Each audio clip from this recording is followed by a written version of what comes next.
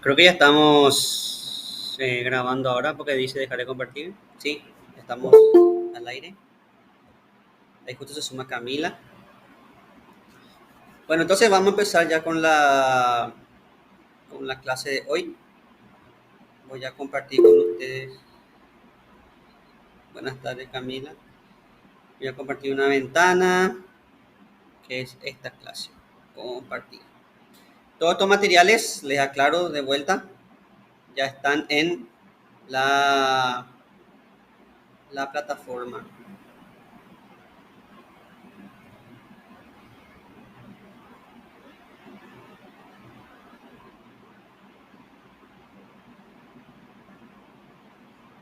A ver, ¿dónde está el Meet? Ya estamos. Eh, Se puede ver claramente,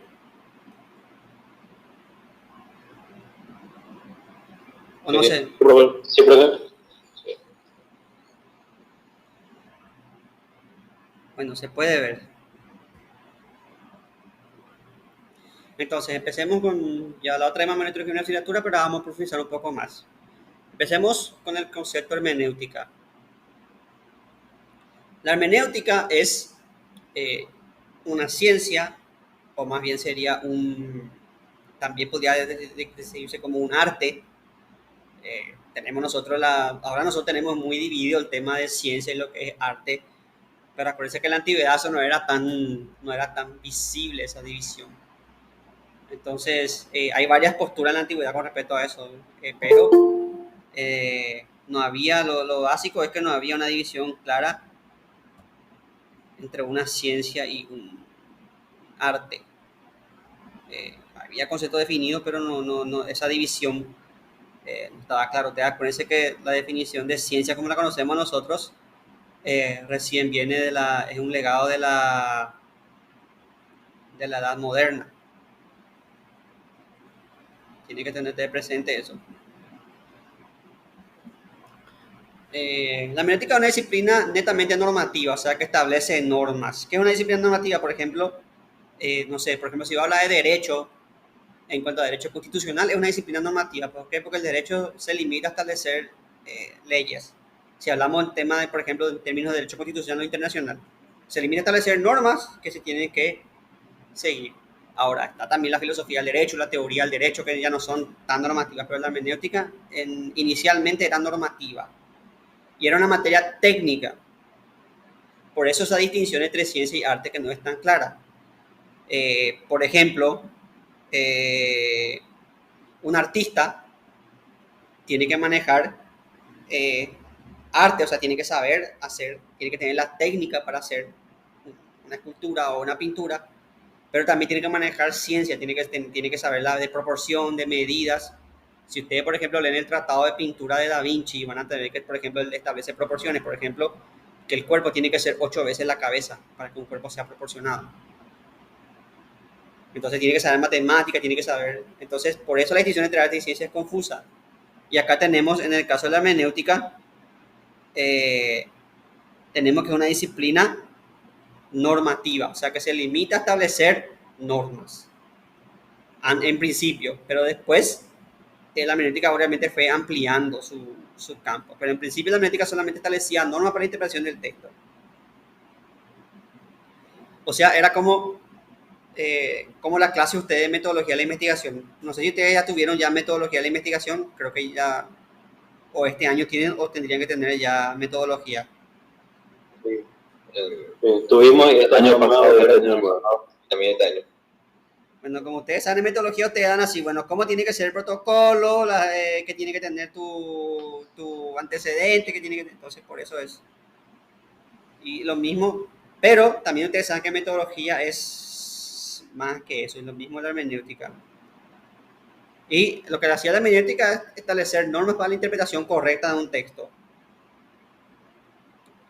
Y el origen de la hermenéutica sale en torno a la interpretación de los mitos. Ustedes saben que en un principio, no sé si ustedes conocen esto, pero en un principio la humanidad se comunicaba mediante mitos. El conocimiento humano se transmitía mediante el mito. Nosotros tenemos, por ejemplo,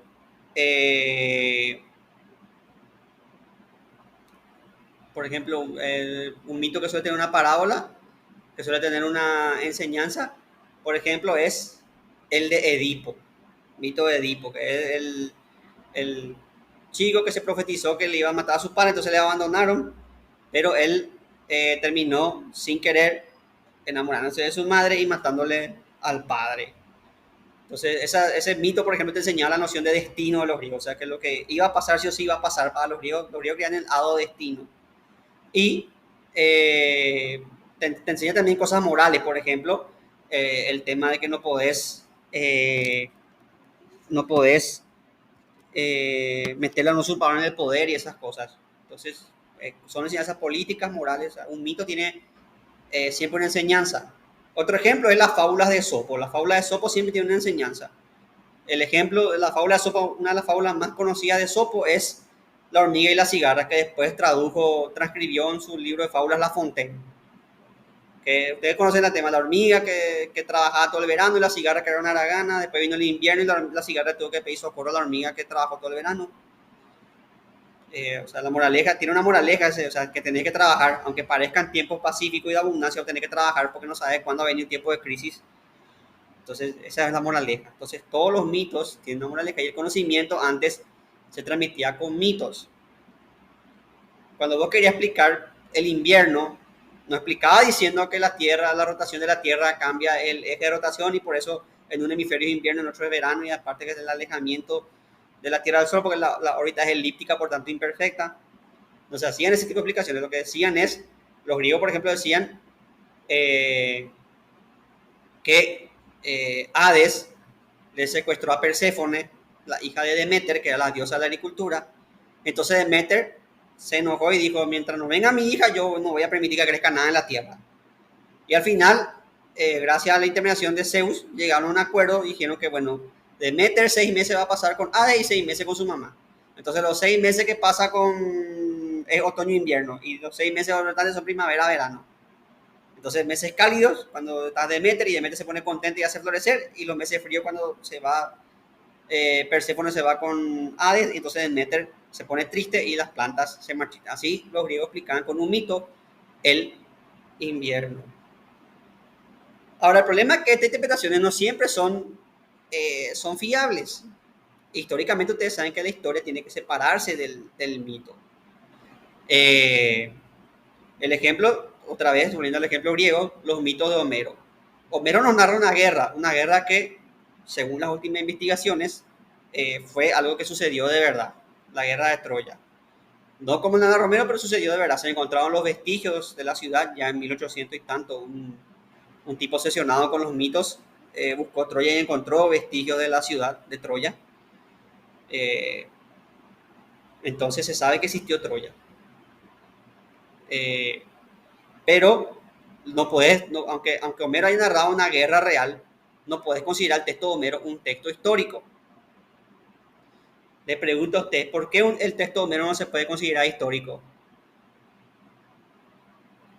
Porque tiene un montón de fantasía y exactamente cosas surreales. Porque Homero no separa la explicación histórica de la explicación mítica. Homero explica las batallas con los dioses. Por ejemplo, están ganando los troyanos y empiezan a ganar los aqueos y Homero explica que fue porque Atenea o Zeus, otro dios, se bajó y empezó a pelear con... De hecho, es simpático en la Ilíada como bajan los dioses y se pelean con los humanos así.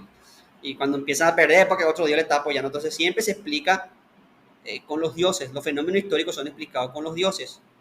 Por eso el primer historiador es Heródoto de Halicarnaso, porque Heródoto separó la explicación mística de la explicación histórica. ¿Qué hacía Heródoto? Heródoto le entrevistaba a las personas y explicaba mediante sucesos de hombre. Heródoto explicaba los fenómenos históricos sin meterle a los dioses en la ecuación.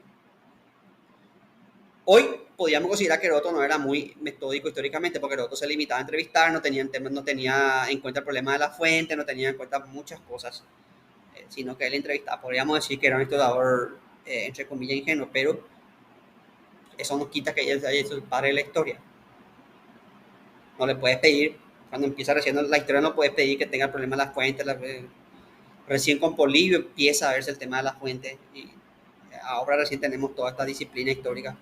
Pero Heródoto sigue siendo el primer historiador. ¿Por qué? Porque Heródoto explicaba los hechos quitando los dioses, o sea, explicaba los hechos con causas humanas.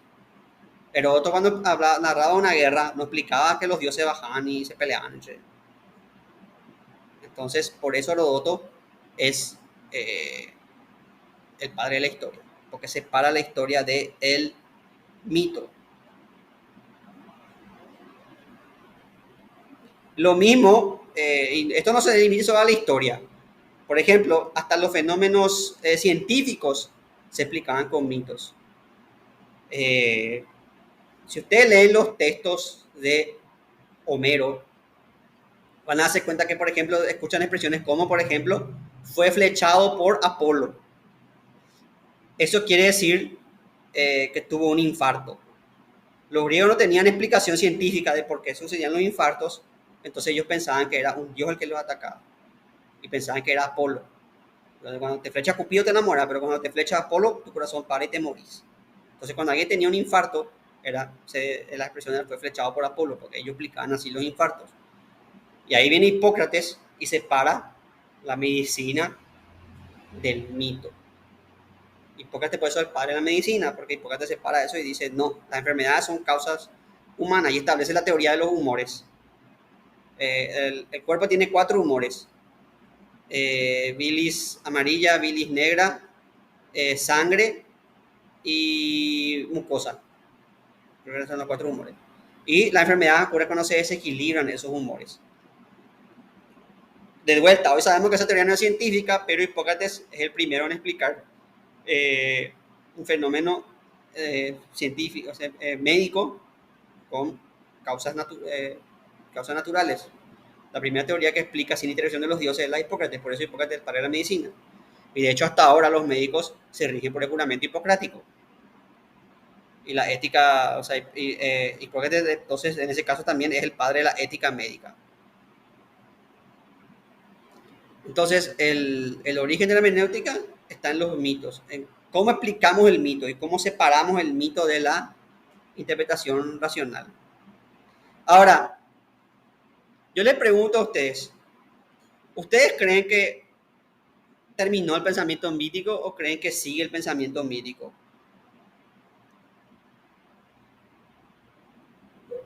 No sé, en algunos lugares. Pero ya no tanto como la antigua Grecia ni la Edad Media.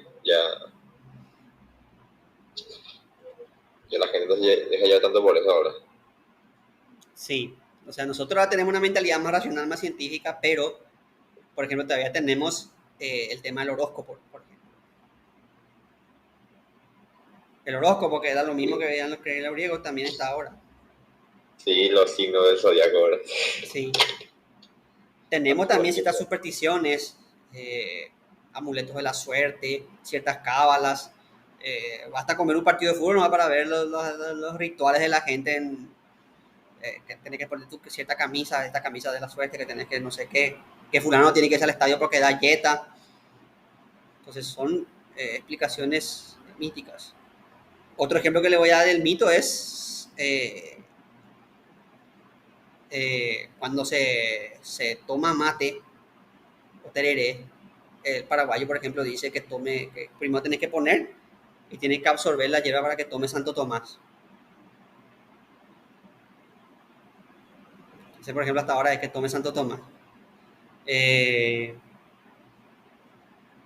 ¿Por qué? Porque así se explica la absorción de la hierba. O lo mismo cuando te vas al supermercado de los coreanos, japoneses, o ves el maniquín neko, que es ese gatito que tiene la patita levantada, que generalmente es dorado y que supuestamente atrae plata. Todas esas cosas son...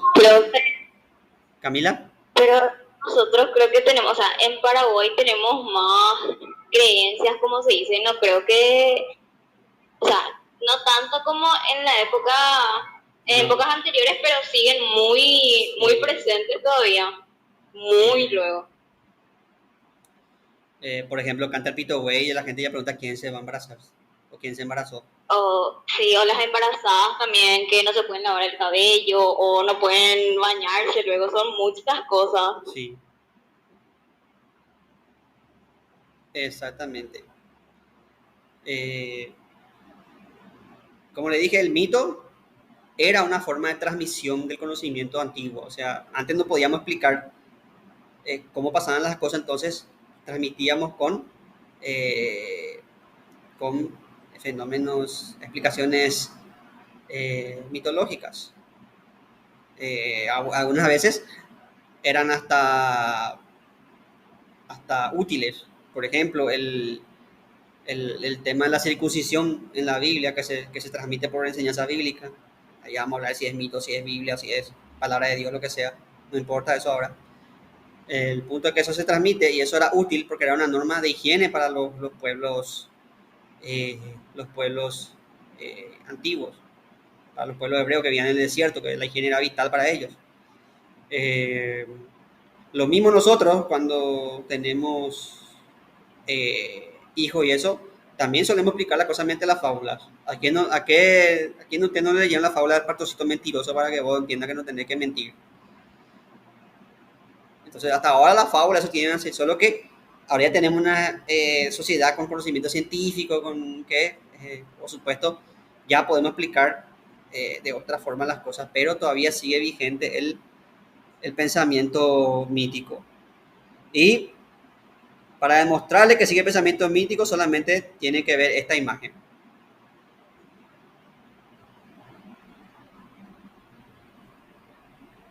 Esta imagen es Action Comics número 1.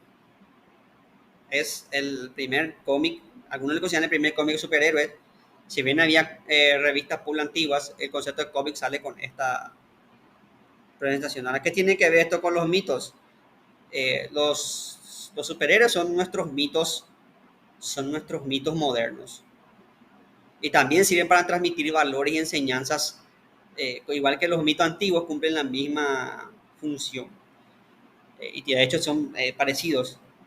Superman es una especie de Sansón o Hércules. De hecho, tiene las mismas habilidades que Hércules. Y ahora incluso le pusieron cualidades de dios solar. O sea, Superman es un dios solar. Por eso Zack Snyder siempre le presenta así como un Jesucristo.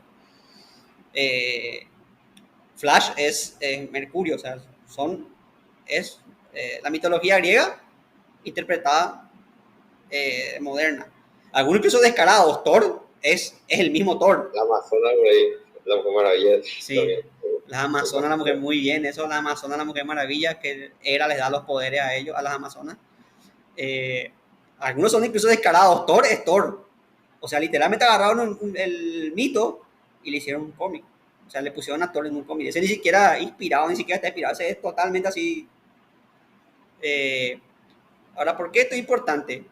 Porque vos puedes decir, los superhéroes son para distraernos, para ver películas. No, los superhéroes transmiten enseñanzas y son de acuerdo a nuestra época. ¿Cuándo surge Superman? ¿Cuándo surge este cómic que ustedes ven acá en pantalla? Surge en la época de la Gran Depresión.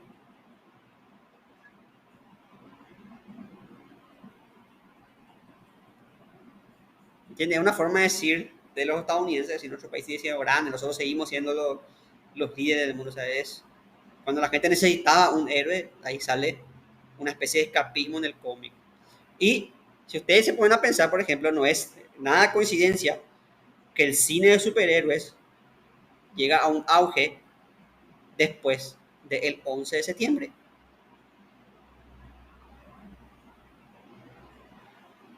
Fíjense en qué época se impone el cine de superhéroes.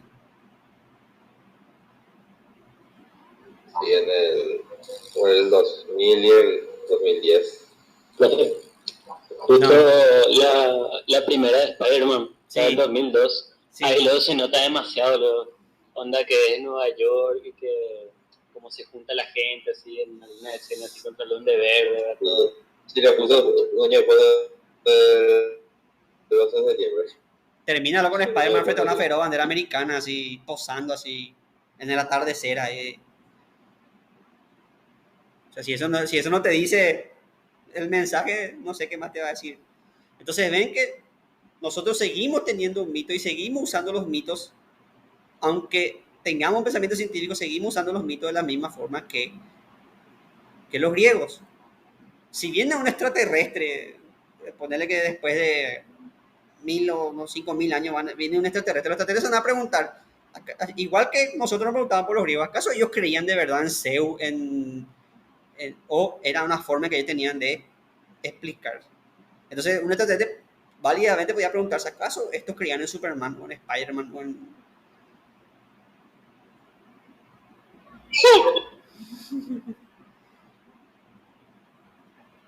Entonces,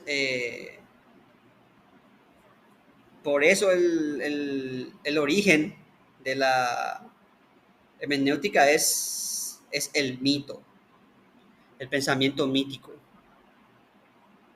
La hermenéutica surge cuando se analiza el mito y después cuando se separa el mito de la historia. Y hay una explicación mítica y después van a decir, no, pero este mito tiene que tener una explicación histórica. Este mito tiene que tener un porqué.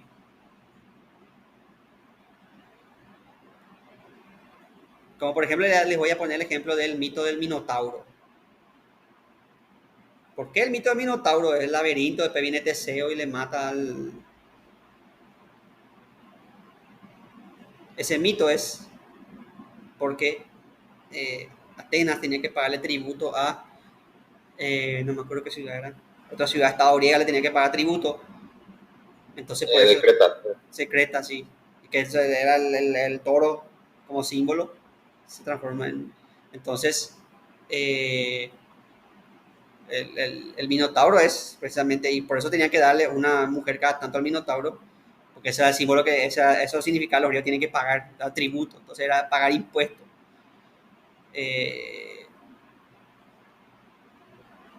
Entonces, esa es una explicación. ¿Por qué es esa explicación? Es un mito, pero tiene una explicación histórica.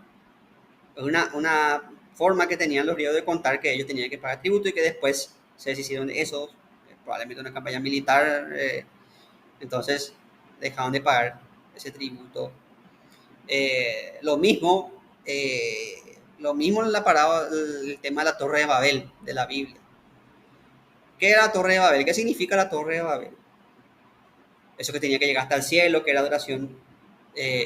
Pasa que cuando los hebreos fueron sometidos por los babilonios, tenían que hacer muchos trabajos y los hebreos veían cómo existían los grandes, no sé si ustedes conocen lo que es los zigurats, que eran unas construcciones gigantescas que parecían pirámides, y parecían esa pirámide.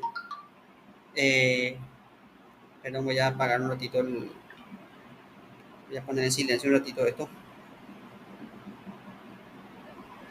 Y que supuestamente en realidad la Torre de Babel era el Sigurat de Babilonia. Sí, eran los Sigurat, porque había varios Sigurat. Los Sigurat servían como templo, como depósito, como... Entonces para ellos era así una... como era una muestra de poder babilonio, para los hebreos era una afrenta al Dios, que ellos querían llegar a Dios como el cielo.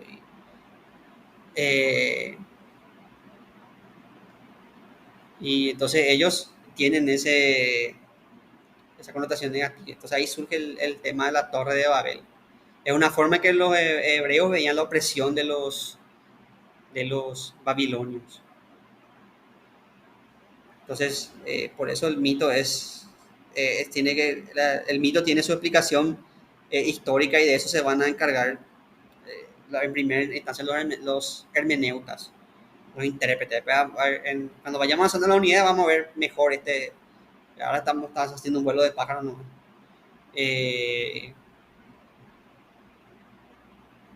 Y esto se hace con varias fuentes. Tenemos los textos escritos, la Biblia, los textos de Homero, por ejemplo. Pero también, como vimos con el caso de los superhéroes, tenemos los cómics, las películas. Tenemos un montón de fuentes que podemos usar para tratar de interpretar esos conceptos. Después surgen varias distinciones de la hermenéutica, varios tipos de hermenéutica. Tenemos, por ejemplo, una hermenéutica teológica. ¿Qué es la hermenéutica teológica? Lo que interpreta las cuestiones teológicas. Los que discuten la cuestión de hermenéutica va a ser muy popular, sobre todo en la Edad Media, pero hasta ahora está vigente. Y vamos a dar varios ejemplos para que ustedes entiendan esta hermenéutica teológica. Cuando hablamos de interpretación de la Biblia, ustedes saben que siempre hay opiniones dispares. Ustedes pongan nomás a un católico y a un protestante y hagan la pregunta de la Virgen María. ¿Se le puede rezar a la Virgen? Y van a ver cómo se pelean entre ellos.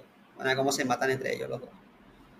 El católico va a decir que sí, que la Virgen es un modelo de santidad y es la Madre de Dios, que por tanto tiene que ser venerada.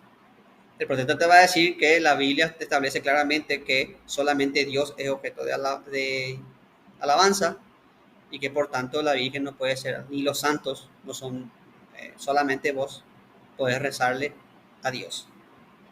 El católico va a decir que no, que a la Virgen no se le adora, es cierto eso. La Biblia prohíbe la adoración, pero a la Virgen no se le adora, a la Virgen se le venera. Y te va a decir que en la Biblia mismo están las palabras que Dios dejó para que se le rece a su mamá. Que el ángel le dice, Dios te salve María, llena de gracia. Y de ahí el Señor es contigo, y de ahí se hace el rezo que ustedes conocen. Pero así se le presenta el ángel a la Virgen cuando le dice que va a ser la madre de Dios. Y aparte está el dogma de la iglesia, que es el dogma de la Inmaculada Concepción, que la Virgen fue concebida sin pecado original, etcétera, etcétera. Entonces, hay varias interpretaciones de la Biblia. Otro ejemplo de la Biblia que le voy a poner es una discusión que no sé por qué sigue vigente ahora. Hay un grupo de gente fanática religiosa que la Biblia habla de tierra plana o la tierra es esférica. Hay alguno que dice que la Biblia habla de tierra plana. Por ejemplo, cuando dicen que cuando Jesús es tentado, el diablo le muestra todos los reinos de la tierra, le eleva a una montaña y le muestra todos los reinos de la tierra, lo cual sería imposible si la tierra fuera redonda.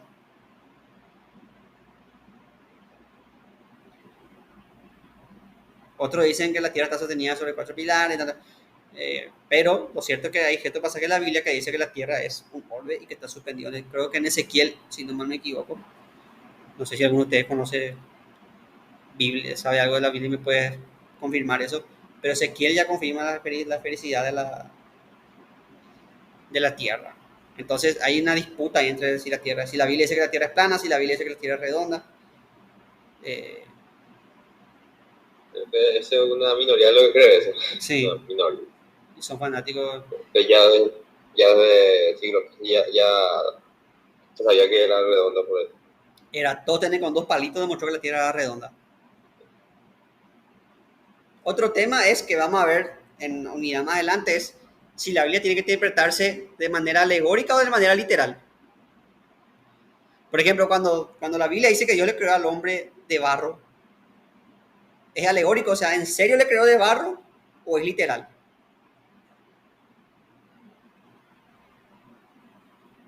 Hay un filósofo llamado Teilhard de Chardin, que era filósofo y teólogo, y él, ya de la época de Darwin, y él decía que la Biblia no es alegórica, es literal, que no es literal, que es alegórica. Cuando Dios creó de barro, Teilhard de Chardin decía, ¿qué es la tierra? La tierra es sencillamente carbono. ¿Y qué es el hombre? El hombre es carbono también. Entonces, lo que está diciendo la Biblia, decía Teilhard de Chardin, interpretando la Biblia, es que Dios creó a los hombres a base de carbono, así como la tierra. Por eso que polvo eres y al polvo volverás, o sea que vos sos carbono y vas a volver a ser carbono. Ahora, eso, vos podés decir, es una interpretación de un tipo que vivió en el siglo XIX y no va acorde con la creencia de los hebreos, pero la Biblia puedes interpretar de manera alegórica o de forma literal. O cuando se dice, por ejemplo, Dios no crea imagen ni semejanza. ¿Cómo Dios va a crear imagen y semejanza? Si entonces quiere decir que Dios tiene brazos, que entonces quiere decir que Dios es limitado. Dios no puede tener brazos, pies ni cuerpo, porque si no sería limitado. Si Dios tiene brazos, quiere decir que tiene que extender su mano para agarrar algo, lo cual quiere decir que no es omnipotente. Dios no puede tener forma física, porque eso quiere decir que tiene que ser un ser limitado. Ahora, se puede manifestar con forma física o puede encarnar en una forma humana como Jesús, pero no puede tener forma física Dios. Entonces, ¿qué quiere decir que nos creó imagen y semejanza? Que nos creó imagen y semejanza en espíritu. Ahora, ustedes pueden pensar que estos debates son medievales, pero también podemos meter estos debates en cuestiones actuales. Vamos a meter en cuestiones polémicas. Por ejemplo, homosexualidad y catolicismo. ¿Puede un homosexual ser católico? ¿Un homosexual confesarse, comulgar y ser un buen católico? ¿O ya está pecando? La Biblia claramente dice que los pecadores le pone a los homosexuales. Pero Jesús dice que vos tenés que amar a tu prójimo. Entonces vos no podés despreciar a tu prójimo. Entonces, ¿qué tiene que decir la iglesia con esas cuestiones en la actualidad? O, por ejemplo, la cuestión del aborto. El aborto. La religión es clara que Dios es el único que da vida y Dios es el único que quita. Por eso, el suicidio es pecado ante los ojos de Dios. Pero la pregunta es, ¿cuándo la iglesia considera vida eso? Está en la encíclica del Papa, que dice que la vida es vida de la concepción, la que hizo Juan Pablo II. Pero ese es el Papa, eso no está en la Biblia. Entonces, ¿qué decimos? ¿Qué dice la iglesia en torno a eso? Otra cuestión menos polémica. ¿Qué dice la iglesia en torno a la vida extraterrestre? ¿Existe? Porque fíjate que el Génesis dice que nosotros somos primicia de su criatura. O sea que en teoría somos especiales. Y si hay extraterrestres no somos especiales. De hecho, un filósofo llamado Giordano Bruno le dijo que hay infinitos seres, el universo infinito, por tanto tiene que haber infinitos seres inteligentes. Y lo quemaron en el año 1600. Giordano Bruno fue quemado por decir que hay vida en otro planeta, que hay vida inteligente y semejante a nosotros. Pero ¿qué dice la iglesia en la actualidad? Cuando yo estaba en el colegio, nuestra profesora de religión, yo estaba en un colegio, San Miguel, el colegio religioso, nos mostró un comunicado del Vaticano que decía que la iglesia, si existe vida, la iglesia acepta eso, pero que esa vida igual va a ser hecha por Dios. Eso dice el comunicado. Ahora también hay hasta teólogos trabajando junto a la NASA, no sé si también otras agencias espaciales, pero junto a la NASA también para investigar como cuál va a ser el impacto que tendría como una vida más inteligente para la... Interesante. Para la espiritualidad, vamos a decir, popular. No sabía eso, es muy, muy interesante eso. También hay otras cuestiones, como por ejemplo, ¿existe el infierno o no existe el infierno? O sea, la Biblia deja claro que hay un infierno. Pero ¿qué es el infierno exactamente? Juan Pablo II decía que era un estado del alma, que el infierno no es un lugar con fuego, azufre, sino que es un estado del alma. Es el estado en que vos te alejas de Dios, entonces te quedás ahí en un estado de oscuridad, lejos de Dios. Pero Joseph Ratzinger después vino y dijo, no, el infierno sí existe, ya hay fuego, ya hay Satanás, ya hay, el infierno es como dice Dante, más o menos. Entonces, ¿qué interpretación tomamos? Todas esas son cuestiones de la hermenéutica teológica, y eso discuten los teólogos, los sacerdotes. Y son como... Algunos dicen que el infierno es un lugar frío por ahí, helado, desértico. Según Dante, los lujuriosos van al lugar de viento y fuego, creo, y los traidores van en el último círculo, que es helado, porque es el lugar más lejos de Dios, entonces es helado, y el diablo está ahí, congelado, mordiéndole a Judas, a Bruto, que le mató al César, y a 3 personas más le está mordiendo. A 3 personas le está comiendo eternamente el diablo, congelado ahí en el Cositos, que es un lugar congelado, y está congelado porque es el lugar más lejos de Dios, más lejano a Dios. Entonces está lejos del calor de Dios, por eso frío. Así decía Dante, ¿verdad? Pero esa es la interpretación de Dante. En la Biblia no está eso. De hecho, la Biblia es muy vaga con la descripción del infierno. Esa imagen del infierno con flama, fuego, es medieval. Y esa imagen del diablo como un tipo rojo con cuernos, eso también es medieval.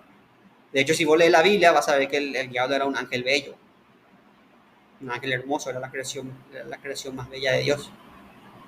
Profe, pero eso de parte del infierno y todo eso lo sacaron, o sea, con lo que es lo romano, lo griego, con Hades sería, porque en él sí, para mí que se enfocaron más en él porque es lo que no es lindo, no dicen que es alguien lindo, que vivía en un lugar donde había mucho fuego y hacía, él mismo hacía sufrir a todos. No es por él lo que sacaron tanto en la iglesia como o sea, todos en lo que es lo medieval, que el infierno es de esa manera. Y de a partir de ahí se empezó a transmitir y así se quedó. Sí, de hecho, O sea, ya desde ese entonces. No solo tomaban de Hades, sino que de muchas otras culturas. Pero sí, básicamente el Hades, porque sí, el hecho de lugar bajo tierra, oscuro. Héctor. De hecho, creo que el diablo no es como ese rojo, ni tiene cuernos, creo que es azul, creo que. El frío creo que es, no el fuego. Creo que así era de verdad él. ¿Ese por qué escuché por ahí? En el Cerro Salomón creo que así lo hicieron. Y se malinterpretó. Sí, el diablo tuvo muchas formas a lo largo de la historia. La gente le trató de muchas maneras.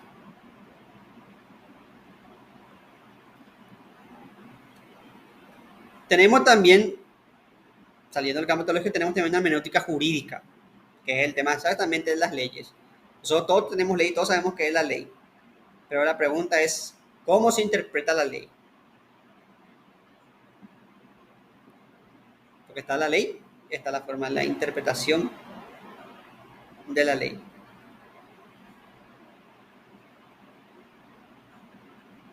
Y eso, ustedes, no sé si hay un abogado entre ustedes, pero es notable ese tema de la interpretación. De hecho, muchas veces los abogados usan eso para sacar a la gente y defender corruptos. Esas cosas se usa mucho ese tema de la interpretación de la ley, pero es básicamente eso. Está, por ejemplo, una ley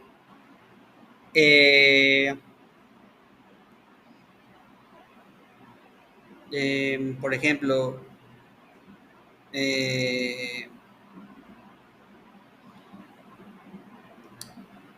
vamos a suponer que hay una ley que establezca, o sea, ahora por ejemplo el tema de la ley de tierras, una ley que dice la invasión de tierras va a ser penalizada, va a tener 10 años de cárcel, eso está perfecto. Todos sabemos que invadir tierra es un delito, eso está claro, sabemos que invadir tierra es un delito.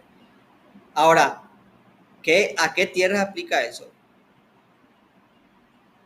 ¿Aplica las tierras que están legalmente constituidas o aplica, por ejemplo, qué pasa si un grupo invade un latifundio ilegítimo que era algo del Estado que fue expropiado de forma ilegítima por alguien? ¿Qué pasa? ¿Esa ley rige o no rige? O sea, ¿hay que condenar a esos campesinos por invadir algo que es del Estado o no hay que condenarle? Porque la invasión es un delito, pero también expropiar tierra del Estado es un delito.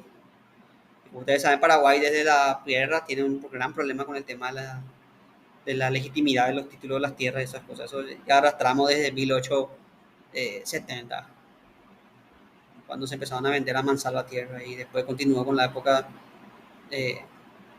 de los gobiernos sucesivos hasta Stroessner. Y ahora tenemos nosotros ese problema. Entonces, ¿qué hacemos con esa ley? Voy a poner otro ejemplo. Nuestra Constitución dice que el Estado paraguayo protege la vida. Protege la vida. Entonces, ¿qué quiere decir? ¿Qué pasa si queremos, por ejemplo, nosotros hacer una ley de aborto, por ejemplo? ¿Qué pasa si queremos hacer eso? Esa ley no va a ser anticonstitucional, ¿acaso? Porque el Estado paraguayo protege la vida, defiende la vida. Otro ejemplo, ¿qué pasa si alguien queda en coma? Que ya pasó acá, ya por el 2011. En el 2011 acá en Paraguay hubo un accidente en moto y una persona quedó en coma. No me acuerdo cómo se llamaba este muchacho que quedó en coma, joven era.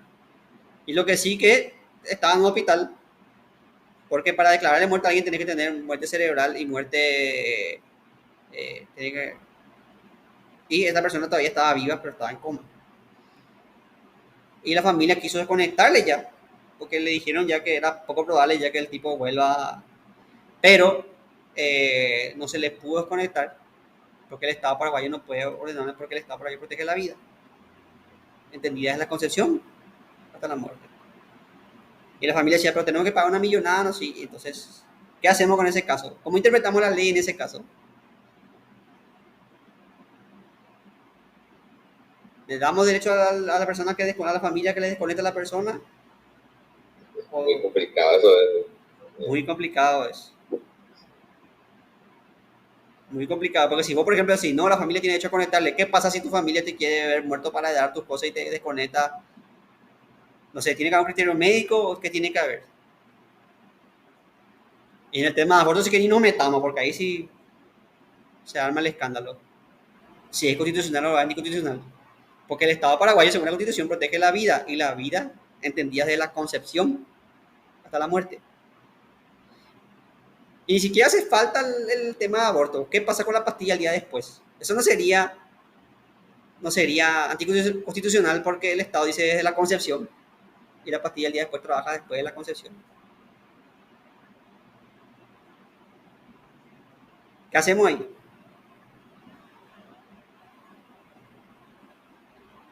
Y acá no estoy yo metiéndome en temas pro vida, pro aborto, no. Esa discusión para mí es medieval, prácticamente medieval, por así decirlo. Un debate que no iba a llevar a ningún lado en ese sentido. Pero sí me meto en cómo interpretamos la ley. Eso es lo que yo quiero que ustedes reflexionen. ¿Cómo interpretamos la ley? ¿Cómo interpretamos el Estado para proteger la vida? En ese sentido, hay una cosa clara que dice la Constitución, de la Constitución hasta la muerte. Pero ¿qué pasa en los casos que yo les cité recientemente? ¿Qué hacemos con esos casos?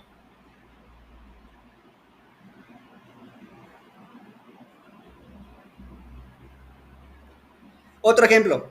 Nuestra Constitución garantiza la libre circulación por todo el territorio de la República.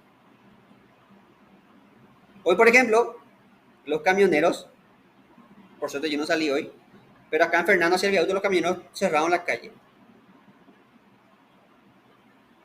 Ahora la pregunta es, ¿qué hacemos? ¿Le mandamos presos a esos camioneros por cerrar la calle? Pero también la misma Constitución te garantiza el derecho a manifestarse. Ahora, yo sé que una cosa es manifestarse, otra cosa es cerrar la ruta. Son dos cosas distintas. Cerrar la ruta está mal, independientemente de tu reclamo. Pero ¿qué hacemos con los camioneros? ¿Cómo interpretamos la ley? ¿Qué prima más? ¿El derecho a manifestarse o el derecho a...? Lo ideal sería, si estuviéramos en un país civilizado, ellos tendrían derecho a manifestarse, pero sin bloquear las rutas.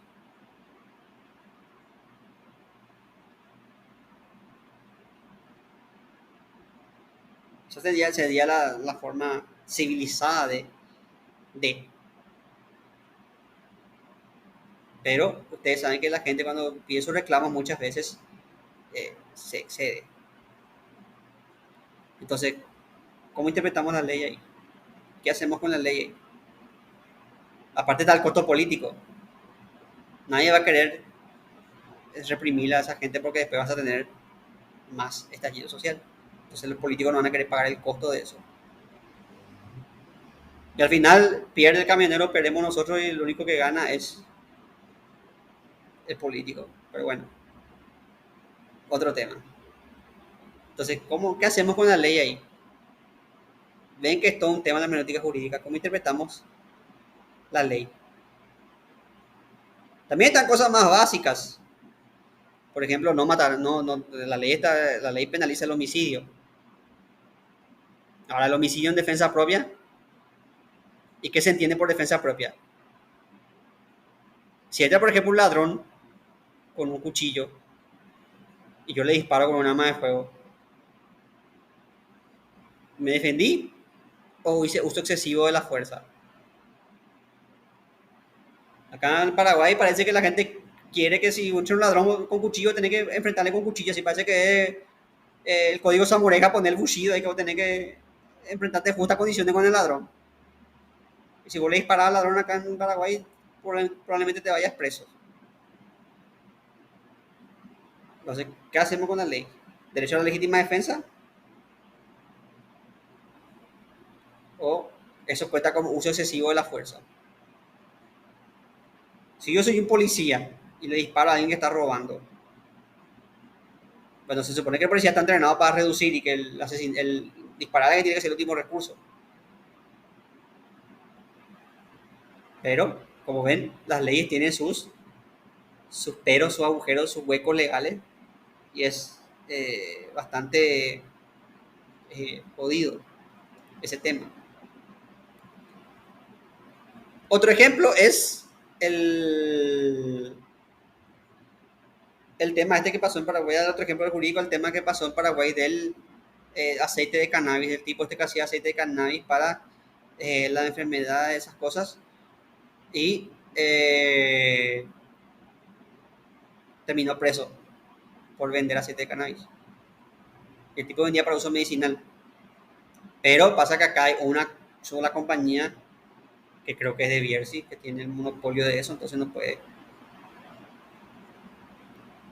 Y ese otro campo de la hermenéutica jurídica, ¿cuándo es justa la ley o cuándo es injusta una ley?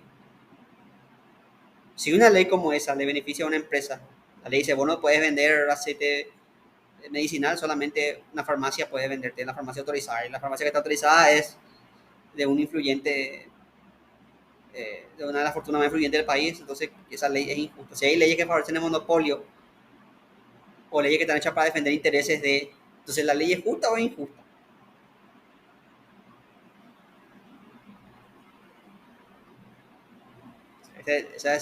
Son todos temas que abarca la hermenéutica jurídica.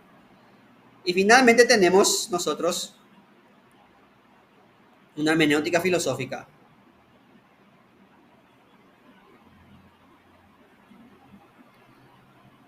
La hermenéutica filosófica es la reflexión sobre los textos filosóficos en sí. ¿Cómo interpretamos los textos de Platón, de Aristóteles, de los textos antiguos? Y también la hermenéutica filosófica es una construcción en sí de la hermenéutica. ¿Qué es la hermenéutica? ¿Cuáles son sus funciones, sus usos, etcétera, etcétera? Esas dos cosas tratan la hermenéutica filosófica.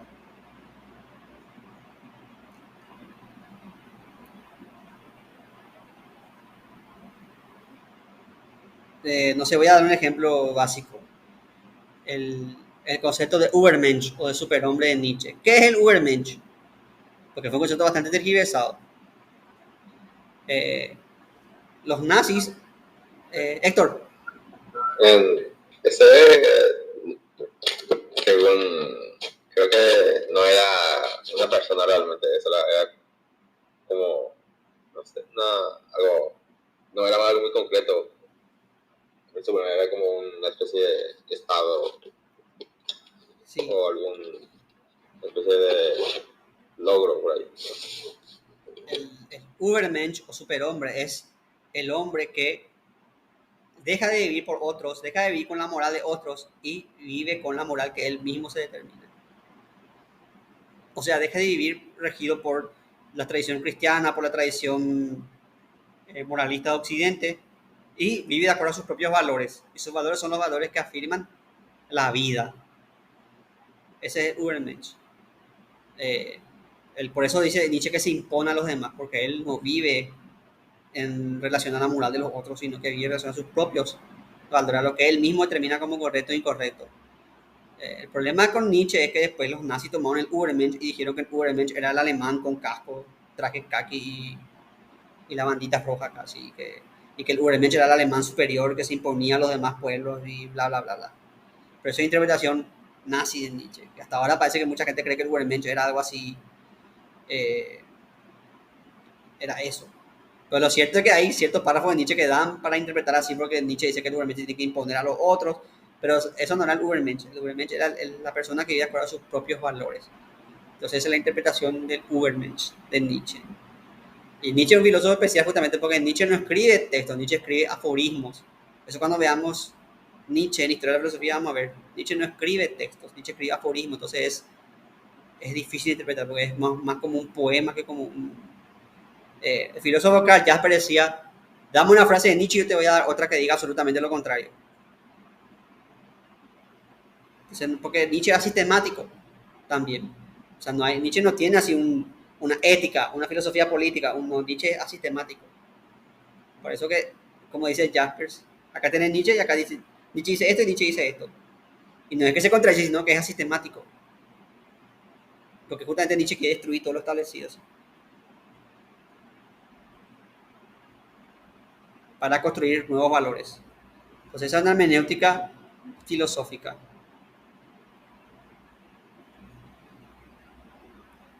Ahora, como ustedes pueden ver acá, la hermenéutica en su origen es histórica. Y acá sí siempre yo digo que nosotros los filósofos nos apoderamos de algo que era originalmente de los historiadores. La hermenéutica es histórica, la hermenéutica surgió para distinguir el mito de su significado histórico, como les expliqué en la primera parte. ¿Qué significa el mito de Teseo? ¿Por qué se cuenta este mito? ¿Cuál es la finalidad de este mito? ¿Qué es lo histórico de este mito y qué es lo fantástico de este mito? Así surgió la hermenéutica, por eso la hermenéutica es una disciplina histórica. Pero nosotros a partir del siglo XIX los filósofos nos apoderamos de esta hermenéutica, sobre todo en la parte del romanticismo, y con Gadamer y Ricoeur recién se establece una hermenéutica filosófica así sistemáticamente. O sea, en el siglo XX los filósofos dijeron, esta es la hermenéutica filosófica. Una hermenéutica filosófica es recién del siglo XX y los historiadores ya tenían eso de antes de Cristo. Desde el siglo VI, V antes de Cristo ya había hermenéutica histórica. Ahora, siempre hubo reflexiones filosóficas sobre la hermenéutica, pero una hermenéutica filosófica como tal recién surge con Hans-Georg Gadamer y Paul Ricoeur. Y Gadamer se inspira en uno de los filósofos más importantes del siglo XX, que es Martin Heidegger. Después, ya en la historia de la filosofía, vamos a hablar de Heidegger, vamos a ver que era un nazi y todo lo que... si bien Gadamer toma mucho de Heidegger, Heidegger no se preocupa por la hermenéutica, es recién Gadamer el que le da una... Porque Heidegger era más ontologista. ¿Qué quiere decir ontologista? Ontología es la parte de la metafísica que estudia el ser en cuanto a ser. La metafísica es la disciplina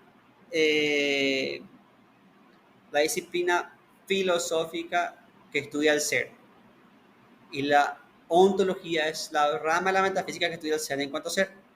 Por ejemplo, la metafísica estudia el ser en el mundo, el ser en las cosas, el ser en el hombre, el ser absoluto que es Dios. En cambio, la ontología estudia directamente el ser en cuanto a ser. ¿Qué es el ser?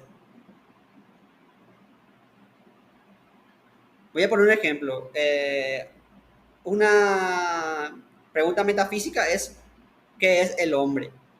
¿O qué es Dios? En cambio, una pregunta ontológica es ¿qué es el ser? ¿Por qué el ser y no la nada? Decía Heidegger. Es el principal problema filosófico. Por eso Heidegger era ontologista. Y en cambio Gadamer sí ya era hermenéutico. O sea, Gadamer ya hizo una hermenéutica. Por eso a partir de Gadamer recién tenemos una interpretación hermenéutica de Heidegger, porque Heidegger nunca habló de hermenéutica, Heidegger habló de ontología.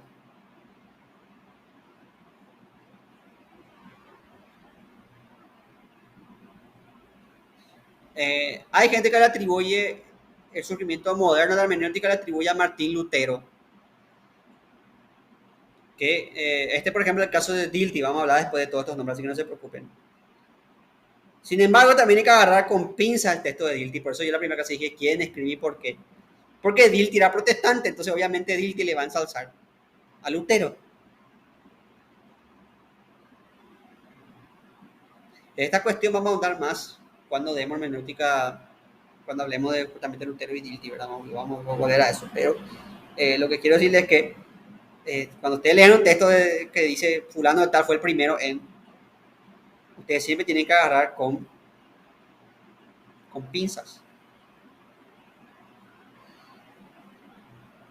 Porque ese texto es propio de una persona que defiende tal idea.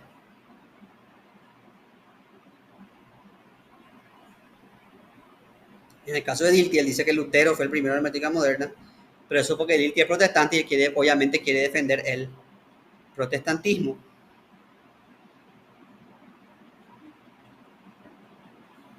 Pero sí es verdad que Lutero hizo un análisis hermenéutico de los textos sagrados, aunque es mentira que Lutero elaboró una hermenéutica propia. O sea, Lutero nunca dijo yo hago hermenéutica de la Biblia. Como les dije, esto es algo que vamos a ver mejor cuando demos esta parte en el programa. Ustedes pueden, el programa está ahora en la plataforma, ustedes pueden ir y chequear, que vamos a ver esto después. No fue hasta finales del siglo XVIII, cuando autores como, y acá no quiero que tengan miedo porque son los nombres paganos que vimos la otra vez, Don Howard, Meyer y Clademus, vieron la hermenéutica como un arte general de interpretación. O sea, la hermenéutica dejó de ser un manual de metodología y se convirtió en un arte general de interpretar. Y elaboraron una hermenéutica general, o sea, lo que estos autores querían era elaborar una hermenéutica universal, que sirva para interpretar todas las cosas. Unifique lo histórico, lo filosófico, lo teológico, todo. Y precisamente Dilthey fue el primero en postular la idea de que la hermenéutica debe dotarse de reglas, o sea, la hermenéutica tiene que tener reglas de interpretación.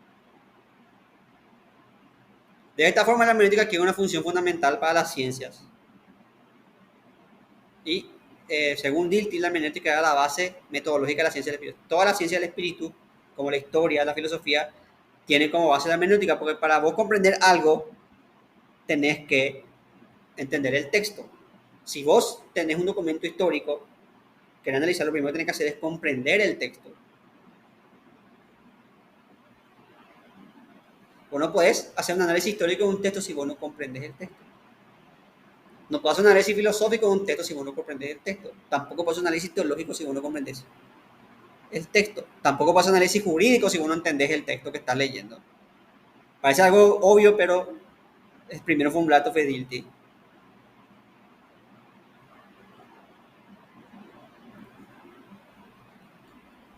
Y por eso decimos que la hermenéutica surge después de Heidegger, porque Heidegger revolucionó la hermenéutica planteando la facticidad del ser ahí. ¿Qué quiere decir esto? Para Heidegger el texto no era algo que estaba abstracto.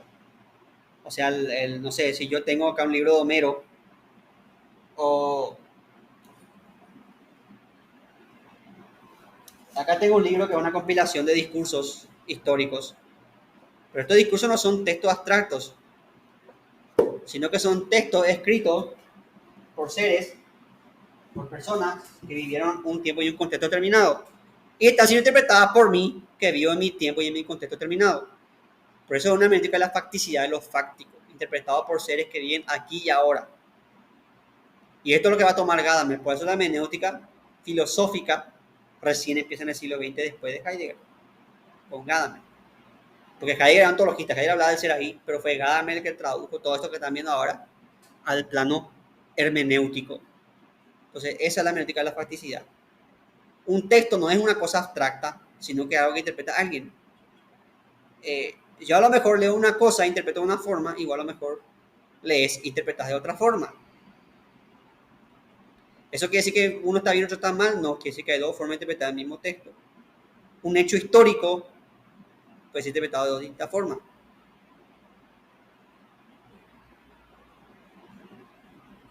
Por ejemplo, yo puedo analizar las cruzadas desde un lado, no sé, geopolítico.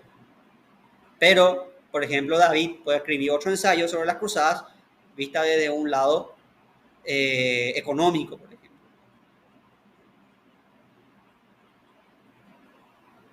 O, en el caso de un texto histórico, la cruzada también es ejemplo,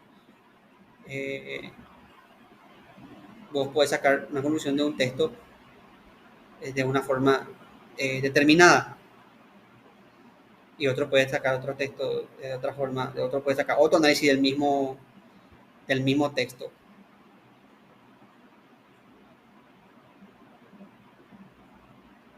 Pero ahora te voy a volver a compartir mi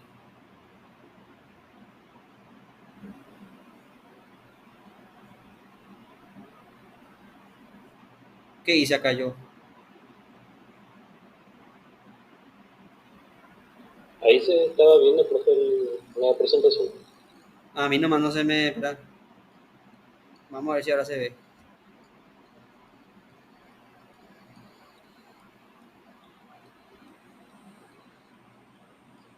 Ahí se ve otra, profe. Ah, perfecto, perfecto.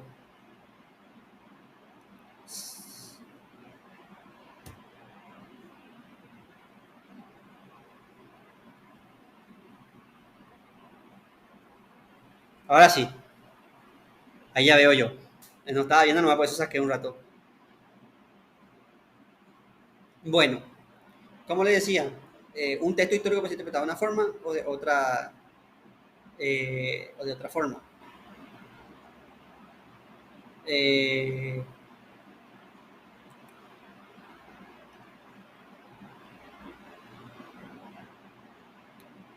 quiero dar un ejemplo de caso.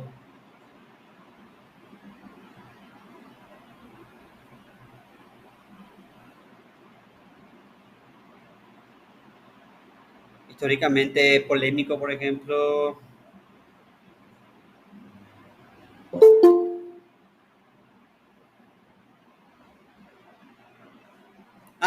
Por ejemplo, las mismas etapas históricas. ¿Cuándo termina la Edad Media? La Edad Media termina con la caída de Constantinopla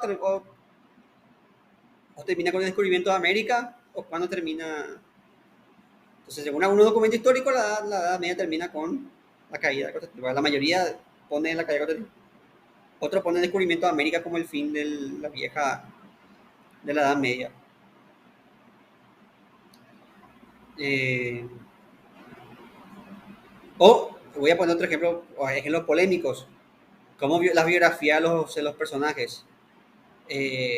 Muchos, por ejemplo, ven, no sé, un ejemplo, por ejemplo, Abraham Lincoln. Muchos le ven como una figura ejemplar, una persona, y otros le ven como una persona que impuso un modelo y que en gran parte fue culpable de eh, la guerra de secesión. Eh, Profe, el mismo hecho de lo de llamarle a esa guerra, guerra de secesión o guerra civil, sí, ya implica luego una interpretación. muy bien, Juan Pablo, muy bien. Eh, Eh, Creo que o sea, Abraham Lincoln, bueno, él, creo que él vio la consecuencia de la esclavitud, que eso no era algo útil a largo plazo y por eso implementó esa política de abolición. Por ahí. o- Otro ejemplo polémico, el caso del ¿Qué te pasa? César, Julio César. Algunos le ven como alguien que intentó salvar Roma a la decadencia y otros le ven como un tipo que intentó hacerse el poder absoluto y condenar a Roma y que fue prácticamente el precursor del imperio romano. Entonces, depende de cómo vos le veas a César. ¿Fue alguien que intentó salvar un sistema decadente o fue alguien que intentó hacerse el poder? ¿O fue las dos cosas?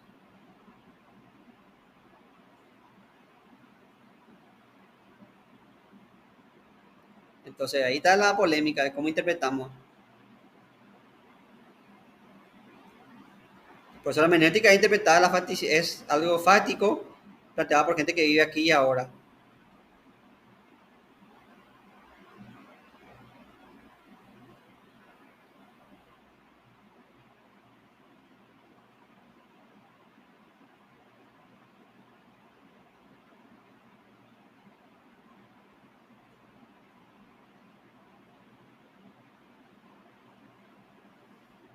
Finalmente, hablemos de la hermenéutica de historicismo. El historicismo es el afán de reducir todo a lo histórico, de intentar que la historia como una cosa aislada sin cosas que influyen alrededor de la historia misma.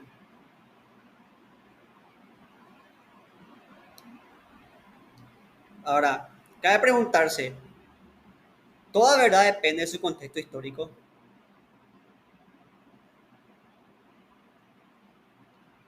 Si no caemos en el relativismo, si afirmamos que todo depende del contexto histórico, caemos en el relativismo, porque no hay nada verdad, toda verdad depende de su contexto histórico. O sea, antes era legítimo para los aborígenes, no nuestros aborígenes, era legítimo sacrificar humanos, por ejemplo, para algunos. De hecho, creo que casi todos los pueblos en algún momento de su historia tuvieron sacrificio humano. Eso era normal, era justificable antes. En el contexto histórico está bien, pero ahora obviamente está mal sacrificar humanos. Y estos problemas, por ejemplo, se ven en el problema del relativismo cultural. Acá la cuestión es una cuestión muy polémica. ¿Está bien mantener o justificar las acciones de aprender diciendo que es cultura?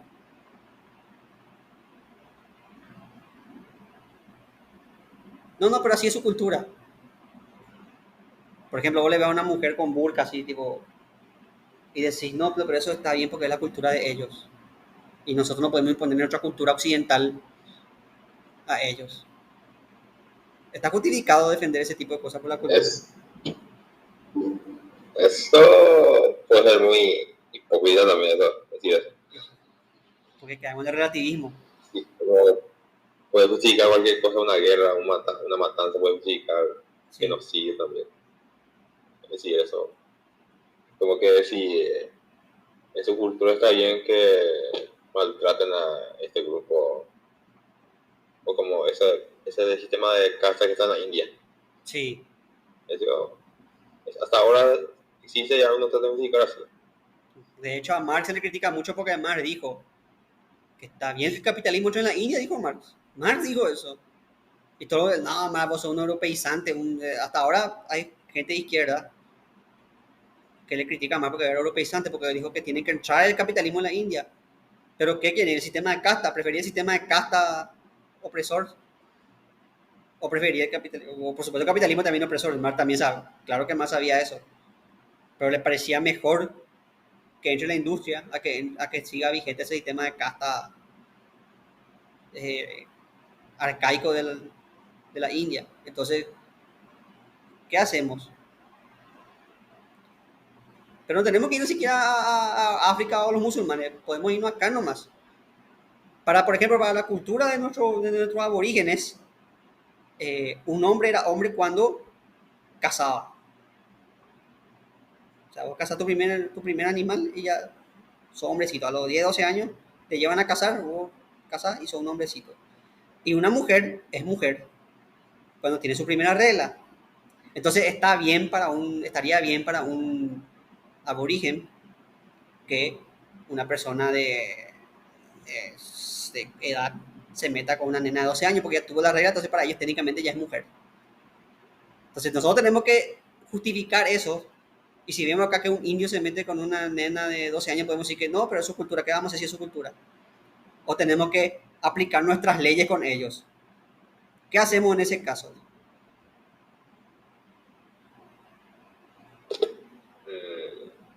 Podría ser que puede entender esa cultura, pero no sé, pues no, hay que entender, pero no porque sea parte de la cultura hay que aceptarlo. Exactamente, o sea, nosotros tenemos leyes y por más que sea indígena, por más que todos tenemos que respetar las leyes de la República, todos vivimos bajo las mismas, en el mismo estado, bajo las mismas leyes. Entonces uno puede decir que está bien. Aparte, la ciencia, la neurociencia, eso demuestra que el cerebro de una nena de 12 años todavía no está del todo para decir, incluso la biología te dice que la ciencia médica te dice que hasta es peligroso que una mujer a esa edad tenga bebés, por ejemplo. Es hasta peligroso. Pero esa es tu cultura occidental, no sé qué es la cultura de ellos. Y ahí tenemos choque cultural. Al respecto, ¿sí, Israel? Sí, bueno, lo que estaba mencionando, según lo que entiendo, tiene que ver un poco más con la ética también. Exactamente. O sea, los principios éticos universales.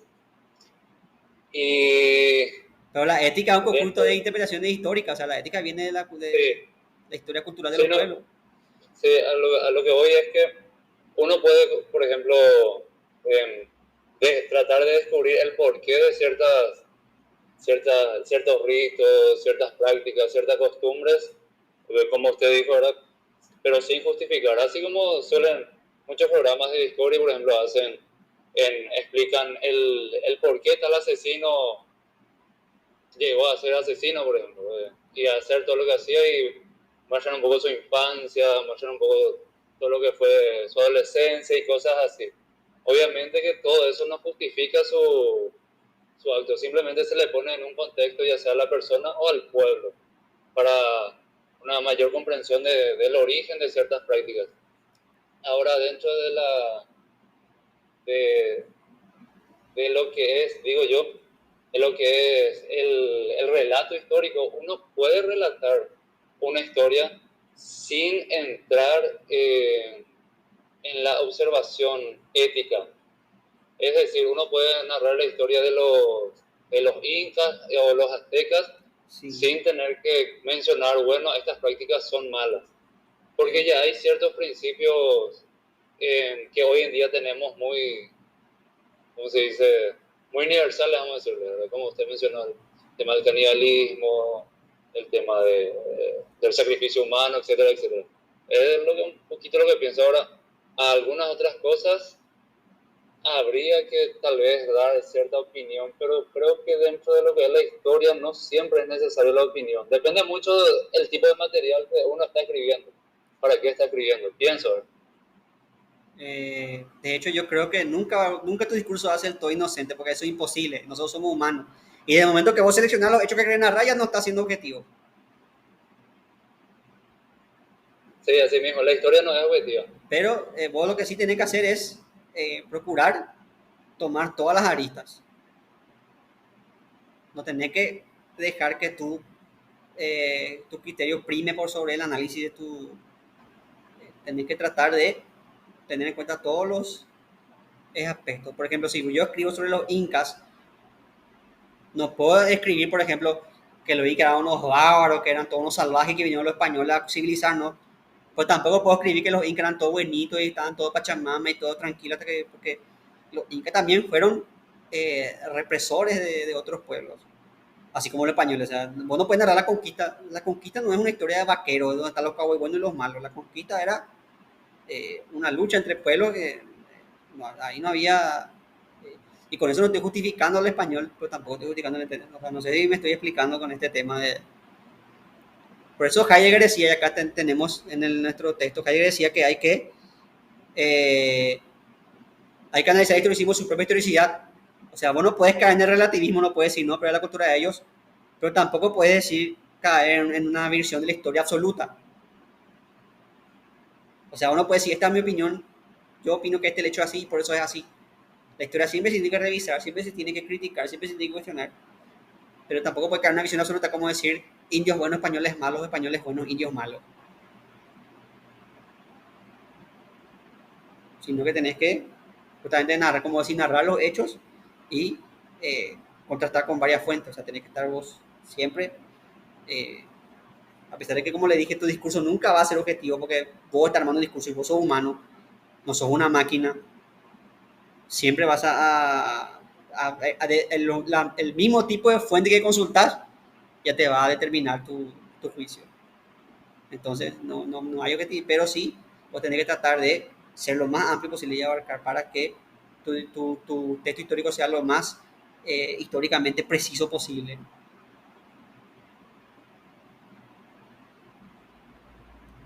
Finalmente tenemos que las normas y criterios dan una dimensión metafísica a lo histórico.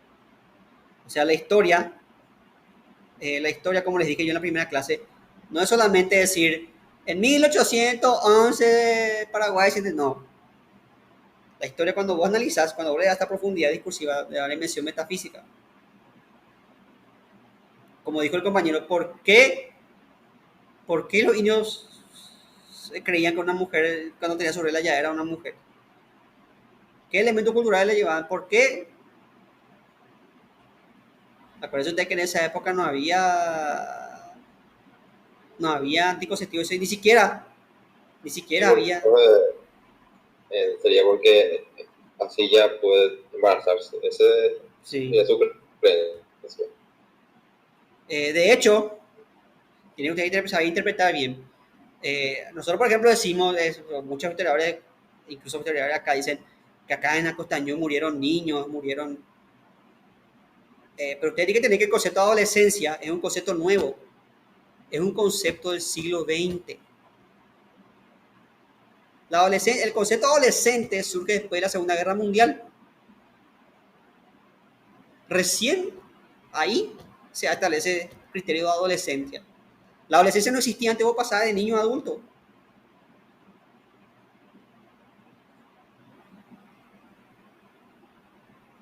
Y no era solamente en Acostañú murieron niños. Primero lo que no murieron sino que fueron los brasileños que mataron niños. Se hicieron 2 bandadas. El ejército estaba retirando 2 bandadas y los aliados atacaban la bandada de los niños. Eso no es que López le puso a los niños como escudo para retirarse. Eso históricamente impreciso. Si vos analizás la distribución de la batalla, vas a ver que se estaban retirando y que los aliados atacaron a niños.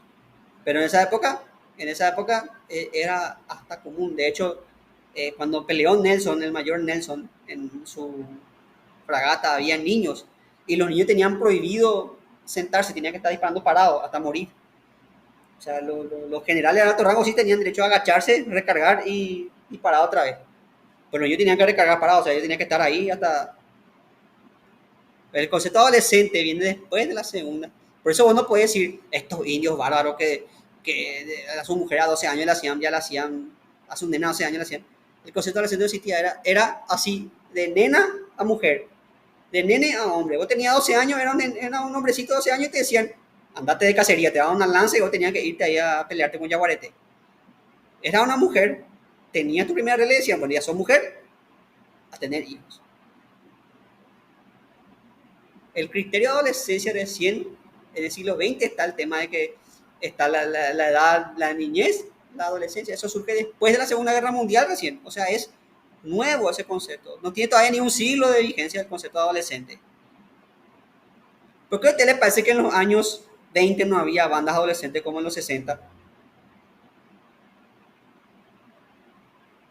Porque no había ese concepto de adolescente. ¿Por qué a ustedes les parece que no había moda? Ustedes ven en la foto de los años 20, eso ven que los nenes de 13, 14 años estaban vestidos con saco como su papá, que ponían la gorrita esa, el saco. Era un adulto chiquitito. Y por eso que voy a entender que el siglo pasado vos veías reyes que eran prácticamente criaturas. Esta princesa, no me acuerdo el nombre que le relató Velázquez, murió re jovencita después de su sexto parto, no sé qué murió esta rubia que está ahí, que le retrató Velázquez en su famoso cuadro, Las Meninas.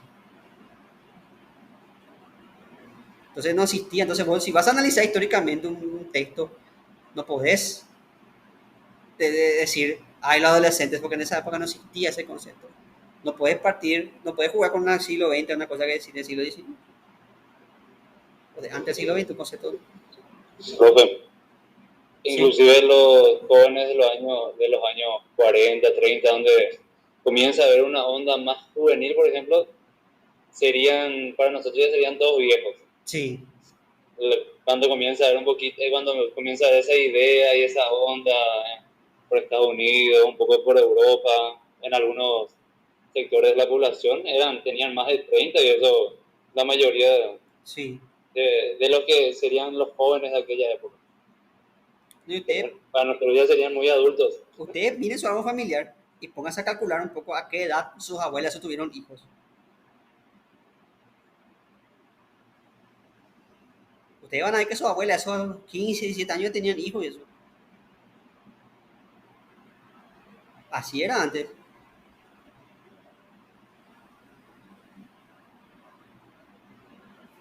Y esto hace que, como la historia de algo metafísico, algo que se construye constantemente. El pasado no es algo fijo, no es algo que está ahí escrito en piedra, sino que es algo que va cambiando constantemente. Y les voy a dar un ejemplo concreto. Un ejemplo concreto es la figura de López. Mariscal López. Mariscal López después de la guerra pasó a ser tirano universal, enemigo del género humano. Fue declarado paria de la nación y todo lo que vos quieras. Entonces, toda la historia de esa época, obviamente hablaban peste de López y hasta exageraciones históricas, esas cosas. Por poco no decían que se bañaban en sangre, esas cosas. Prácticamente eso no me faltó. Pero ¿qué pasa? Pasa que empezó con el tema con Olear y eso que empezó a rescatar la figura. Pero la figura de López resurge con fuerza antes de la guerra. ¿Por qué resurge antes de la guerra? Porque los paraguayos, por que muchos no crean, nosotros los paraguayos veíamos venir el conflicto con Bolivia. Ya prácticamente en los años 20 ya veíamos venir eso. Entonces se quería pelear una imagen heroica, entonces empezó a exalzar el tema de los héroes de la guerra. Y obviamente el héroe máximo pasó a ser el Mariscal López. Después de la guerra, ¿qué pasa? Vienen los gobiernos militares, vienen Franco, eso que ellos construyen el panteón de los héroes, o sea, toda la exaltación de la figura militar. Y eso es tomado por Stroessner, que era militar y que usaba la figura militar para exaltar otra vez, los militares para exaltar otra vez su gobierno. Entonces Stroessner, Carlos Antonio era el primer reconstructor y Stroessner era el segundo reconstructor y todas esas cosas. Cuando cae la dictadura, lo militar entra en desprestigio. Entonces surge la figura del héroe civil. Entonces López pasa otra vez a ser una figura cuestionada otra vez. Entonces ven cómo la época va cambiando la imagen que tenemos de un personaje histórico. Por supuesto esto no es serio, porque la historia, esto hasta es poco serio, porque la historia tiene que dirigirse por los hechos históricos, no por lo que... Pero sí el discurso histórico va cambiando. Por más que los hechos sean los mismos, el discurso histórico va cambiando. Nosotros en la última unidad ya vamos a ver cuestiones como, por ejemplo, si es correcto destruir las estatuas, si no es, esas cuestiones polémicas vamos a verlas cuando toquemos el tema de la memoria, que está en las últimas etapas de nuestra unidad, creo, si no me recuerdo. Entonces, la figura de López, por ejemplo, ¿cómo se trata la figura de López? ¿Cómo se trata? La figura de Doctor Francia. La figura de Doctor Francia. Obviamente, cuando termina la dictadura, todo lo que hay dictadura es malo, entonces, por tanto, Francia también pasa a ser algo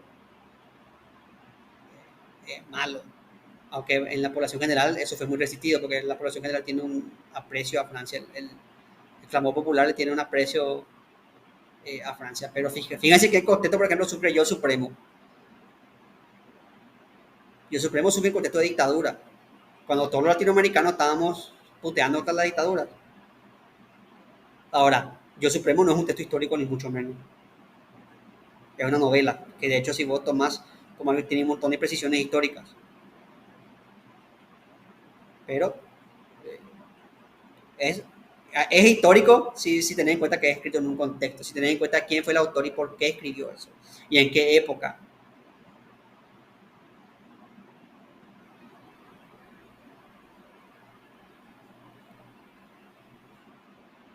Entonces eso es lo que tenés que tener en cuenta. Y lo que quiero que se quede de esto es que la historia no es algo fijo, no es que está escrito en piedra. La historia, el discurso histórico va cambiando. Ahora, eso no quiere decir que la historia sea algo relativo, ni que sea, no. La historia es una disciplina científica, como tal, tiene su hecho objetivo, pero la interpretación del discurso sí va a hecho cambio, pero los hechos históricos son objetivos.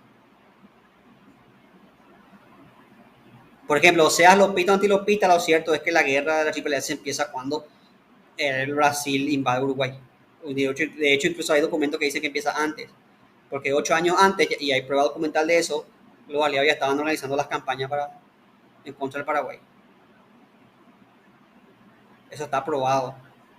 Históricamente está probado. Sí, aunque no se sabe si era una alianza así muy fuerte, porque Brasil y Argentina siempre se pelearon así. Sí. No, era algo como que...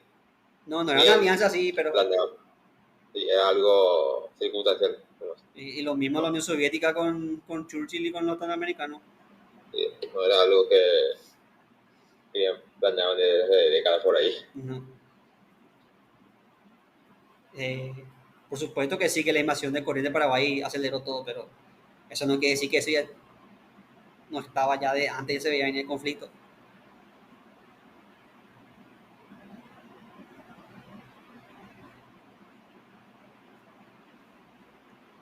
Y bueno, con esto terminamos la exposición de hoy. No sé si alguien tiene alguna pregunta, alguna acotación, algo que quieran decir.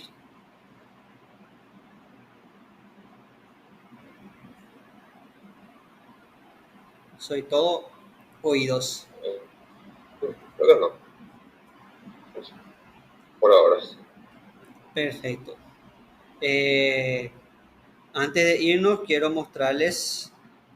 Quiero mostrar mi pantalla. Compartir.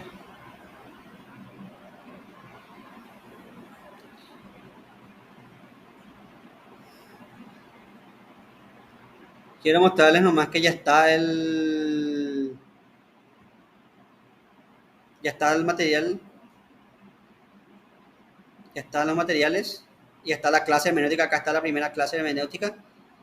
Y este es el canal de YouTube donde vamos a ir subiendo todos los videos. Eso es lo que les quiero mostrar. Ya están los videos. Acá van a estar todos los videos. Acá en las listas. Tenemos hermenéutica hasta acá. Hasta tiene un solo video. Voy a subir el otro. Y acá está historia de la filosofía, que es la otra materia que van a tener conmigo. Entonces solamente eso quería mostrarles. Acá está ya la primera clase. Así está la disposición de nuestra plataforma. Y acá está el programa. Y este es el enlace que vamos a usar siempre para entrar. El enlace que yo probé y funciona. Si por ahí no funciona, ustedes tienen que escribir. Por eso quiero que después, no hace falta que sea hoy, pero después armen un grupo de WhatsApp para que estemos más en contacto. Bueno, creo que eso ya es todo. Podemos dar esta sesión por finalizada. Y nos vemos el miércoles en la clase de Historia de la Filosofía.